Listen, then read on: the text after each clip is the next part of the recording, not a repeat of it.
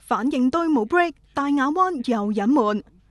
大亞灣核電廠被踢爆，反應堆保護罩有先天缺陷，腐蝕洩漏輻射，04年秘密更換咗。我哋再喺國家核安全局嘅文件發現，檢查組多年嚟喺大亞灣發現唔少嘅問題，最嚴重係08年2號機組有控制棒受輻射變形發脹棘住咗，冇辦法正常操作。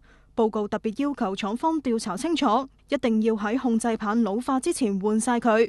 有專家指，控制棒等同反應堆嘅開關，如果失效，引發嘅核災仲嚴重過福島。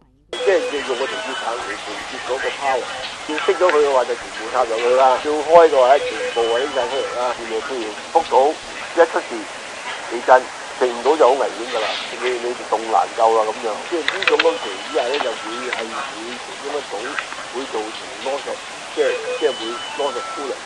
但係核電廠安委會唔認大鑊，仲話只係正常嘅維修程序。咁嗰陣時咧，佢又去出入會一樣啦，發覺有邊啲唔係好順咧，咁咪順便換埋咧。我都唔鼓勵佢哋正常維修或者平時做嘢乜都講，冇需要嘅。綠色和平就批評核電廠同埋安委會都輕視問題嚴重性，要求另外成立獨立委員會監督核電廠嘅運作，提高透明度。